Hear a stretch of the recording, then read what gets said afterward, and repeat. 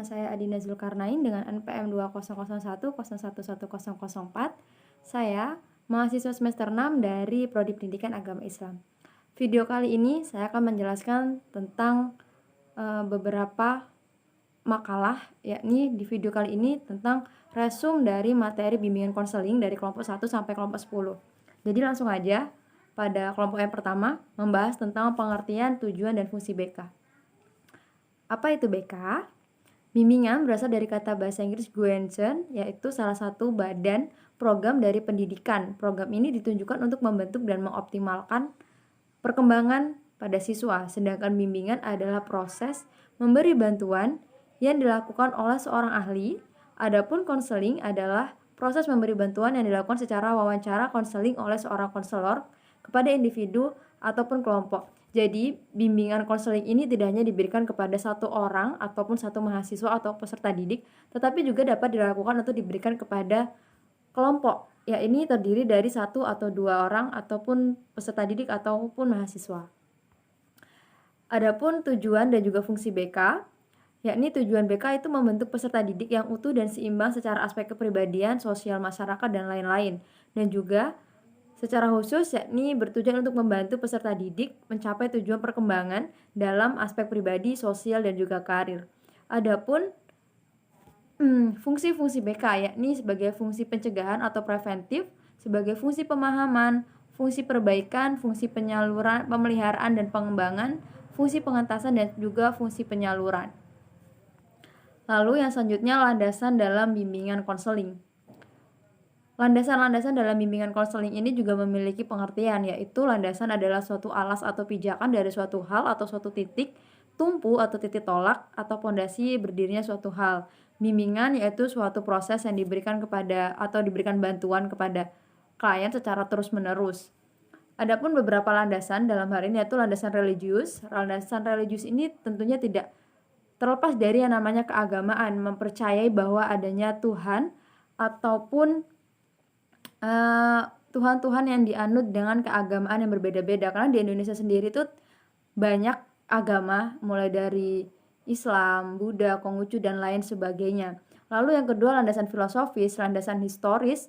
Landasan historis yang merupakan landasan tentang cerita atau mungkin sebuah kejadian yang sehingga menyebabkan sebuah cerita. Lalu landasan psikologis yang timbul dari kejiwaannya sendiri. Landasan sosial budaya seperti adanya kultur budaya atau mungkin budaya lainnya. Dan juga landasan ilmiah dan teknologi atau yang sering kita kenal dengan perkembangan zaman atau perkembangan IT, yaitu yang terakhir juga ada landasan pedagogis. Lalu yang selanjutnya ada prinsip umum dan khusus dalam BK. Prinsip umum yaitu BK tidak terlepas dari dasar pendidikan dan dasar negara dan juga Pancasila. Itu artinya BK sendiri itu harus berdasar atau memiliki pondasi pada pendidikan dasar negara Republik Indonesia dan tentunya juga pada Pancasila. Selanjutnya perlu dikenal dan dipahami karakteristik individu yang dibimbing. Bimbingan diarahkan pada bantuan yang diberikan supaya individu yang bersangkutan mampu membantu dirinya. Untuk mendapatkan hasil yang maksimal, maka program BK juga harus dipimpin oleh petugas yang memiliki keahlian sesuai bidangnya atau yang sering kita sebut dengan konselor. Prinsip khusus BK yakni proses atau program bimbingan harus berpusat pada siswa. Keputusan terakhir dalam proses bimbingan ditentukan oleh individu, yakni yang keempat adalah asas-asas BK. Asas-asas BK, asas juga memiliki arti yakni dasar, sesuatu yang menjadi tumpuan berpikir atau berpendapat. Asas-asas BK merupakan ketentuan yang harus diterapkan dalam penyelenggaraan pelayanan BK. Lalu ada apa saja ke asas-asas BK? Yakni ada asas kerahasiaan. Itu artinya segala hal yang disampaikan oleh klien kepada konselor itu harus bersifat rahasia, dan sebagai seorang konselor atau orang yang ahli dalam bidang tersebut itu harus mampu merahasiakan apapun yang sudah diceritakan atau yang sudah diungkapkan oleh seorang klien. Lalu ada asas kesukarelaan. Ada asas keterbukaan, itu artinya tidak ada yang dirahasiakan, semua terbuka, semua yang dirasakan oleh klien itu mampu diutarakan kepada konselor. Dan juga ada asas kekinian, itu artinya mengikuti perkembangan zaman. Ada asas kemandirian, asas kegiatan, asas kedinamisan, keterpaduan, kenormatifan, keahlian, alih tangan, dan juga asas tuturi handayani. Lalu yang kelima, jenis-jenis layanan BK. Bimbingan merupakan suatu proses pemberian bantuan yang dilakukan secara terus-menerus kepada individu atau kelompok dalam memecahkan suatu masalah. Sedangkan konseling adalah sebagai proses bantuan yang dilakukan oleh seorang yang profesional yang sering kita sebut dengan konselor.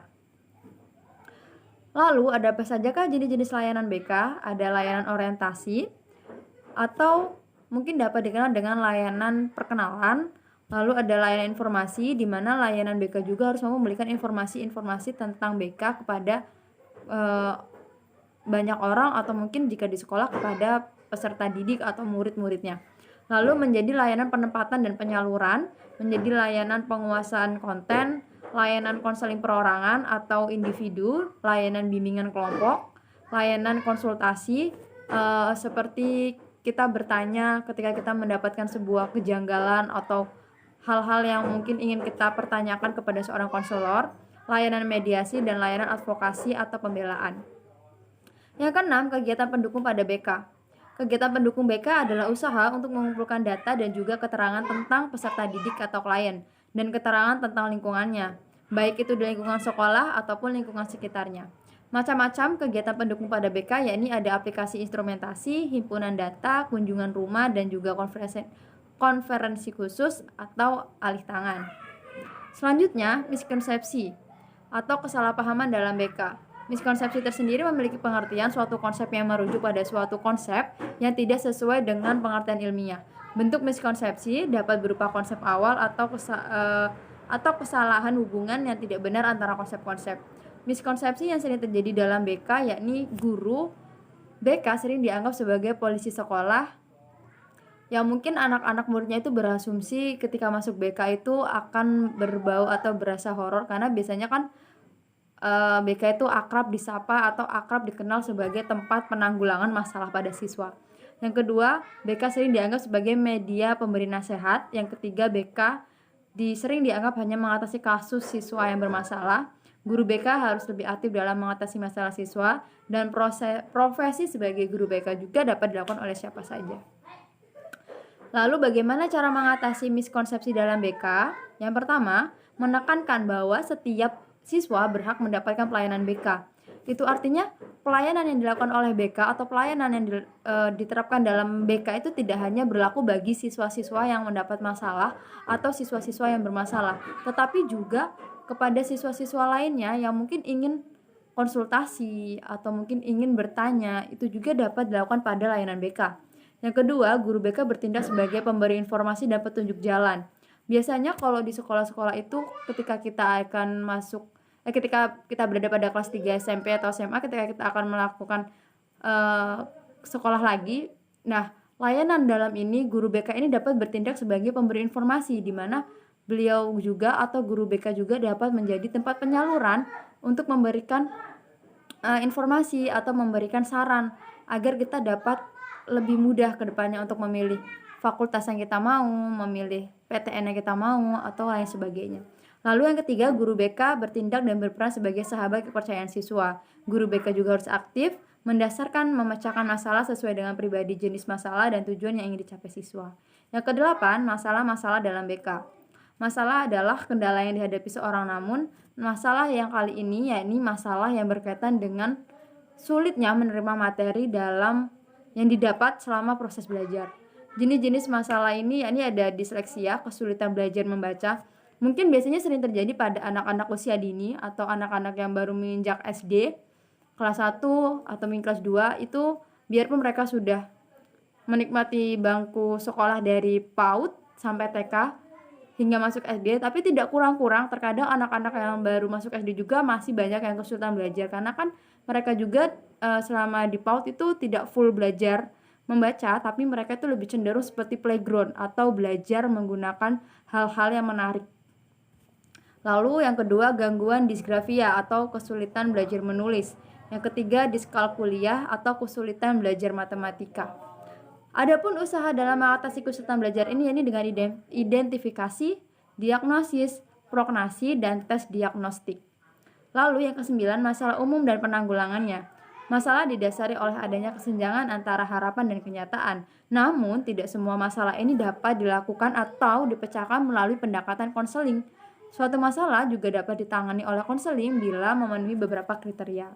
Lalu apa sajakah jenis-jenis masalah dan penanggulangannya? Yang pertama ada masalah emosi. Setiap orang dan setiap anak itu pasti memiliki tingkat emosi yang berbeda-beda dengan taraf yang berbeda-beda juga. Dan dengan adanya bimbingan konseling ini, maka permasalahan tersebut pun dapat diatasi dan juga dapat ditemukan bagaimana cara penanggulangannya. Lalu yang kedua, masalah penyesuaian diri atau mungkin yang sering kita kenal dengan adaptasi. Tentu setiap siswa atau setiap anak itu memiliki sifat untuk adaptasi yang berbeda-beda. Ada anak yang lebih cepat mudah adaptasi, ada anak yang mungkin introvert atau tertutup sehingga dia sulit untuk dapat beradaptasi dengan lingkungan sekitarnya. Lalu ada perilaku seksual, masalah perilaku sosial. Masalah perilaku seksual ini tentu tentu sebagai seorang konseling itu harus mampu memberikan himbauan yang ketat, karena kan pada zaman sekarang ini perkembangannya sangat-sangat pesat. Banyak anak-anak yang nyeleweng hanya karena tidak mendapatkan bimbingan. Dengan adanya layanan BK di sekolah tentu dapat membantu memberikan edukasi mengenai masalah-masalah tersebut. Lalu masalah perilaku sosial, masalah moral, dan juga masalah keluarga. Yang ke-10, peran guru BK dalam menghadapi masalah belajar siswa. Guru BK di sekolah bertugas memberikan layanan bimbingan dan konseling untuk kepentingan siswa. Guru pembimbing di sekolah harus mampu melaksanakan layanan bimbingan dan konseling tersebut agar setiap permasalahan yang dihadapi siswa itu dapat diantisipasi sedini mungkin. Lalu apa sajakah faktornya? Ada faktor internal, yakni meliputi gangguan atau kurang kemampuan psikofisik seperti jasmania, motivasi dan dorongan untuk belajar, dan kurangnya kemampuan dasar.